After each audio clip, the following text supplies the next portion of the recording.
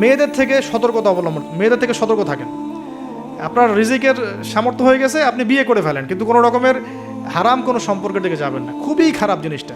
যার মধ্যে জিনা ঢুকে যাবে সে কখনো আল্লাহর মারেফত অর্জন করতে পারবে না। যার মধ্যে জিনা ঢুকে গেছে এর মনটা পবিত্র হতে পারবে না। তো মনের মধ্যে শয়তানি কিলবিল করবে, মনটা পবিত্র হতে পারবে না। পর্ন দেখার অভ্যাস থাকলে বাদ দেই।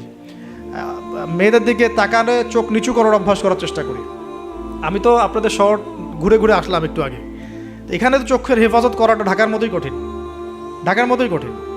তো এখানে আপনাদেরকে আরও বেশি ইমানের পরিচয় দিতে হবে। আমাদের সবাইকে আল্লাহ পাক তৌফিক দান করুন। আমি চক্ষু নিচু করা, পারলে বিয়ে শাদী করে ফেলা এবং পর্ন থেকে দূরে থাকা।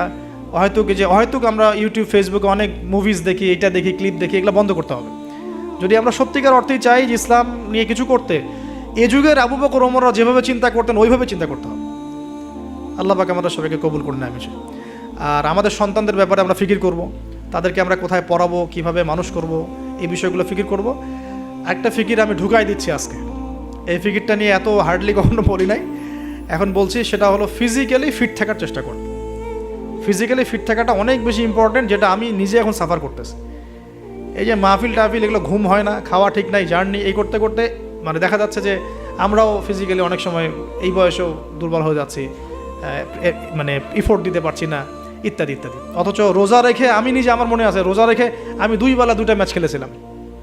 কি টার্গেট ছিল, তামিম ইকবাল হব, একটা অবস্থা। হ্যাঁ, এবং আলহামদুলিল্লাহ অল্প সময় অনেক দূর গিয়েছি। আল্লাহ পাক ওই হিস্ট্রিটা মিটিয়ে দিয়েছেন, আমি শুকরিয়া আদায় করি আল্লাহর কাছে। কিন্তু এখন কিন্তু আমি পারছি না।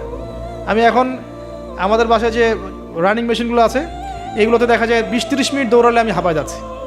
আমার এখনও মনে আছে যে আমি একটা রংপুর যে ক্রিকেট গার্ডেন একটা আছে, আশরাফুল্লাহ ওই সময় খেলতো, ওইখানে আমরা 10 রাউন্ড দিয়েছি, 10 রাউন্ড। তো এই ফিজিক্যাল ফিটনেসের ব্যাপারটা খুব গুরুত্ব দিচ্ছে এই কারণ আমরা যদি ইসলাম পালন করতে চাই, আল্লাহর ইবাদত করতে চাই, দিনের জন্য কিছু করতে চাই, ফিজিক্যালি ফিট থাকতে হবে। এই জন্য খাওয়ার ব্যাপারে সতর্ক হন। আমরা তো মাশাআল্লাহ একটু আগে খাবার তো মানে আসছি, আমরা আলোচনা শুনতে খাওয়া শুরু করলাম। মানে বিশ্বাস করেন, আমরা গরু খাওয়া মুসলিম হয়ে গেছি। আমরা এখন খালি শুক্রবার মানে কি গরু খাও। আসল কথা হচ্ছে এই গরু গোশত খাওয়া তো ফরজ না, তাওহীদের উপর থাকা ফরজ, সুন্নত প্রতিষ্ঠা করা ফরজ। যেগুলো আরাম লাগে সেগুলো আমরা খুব করতে চাই, আর যেগুলো করতে কষ্ট এগুলো আমরা করতে চাই না। তো খাওয়া দাওয়া করেন, সমস্যা নেই, কিন্তু ফিজিক্যালি ফিট থাকার চেষ্টা করেন, ডেইলি কিছু এক্সারসাইজ করেন।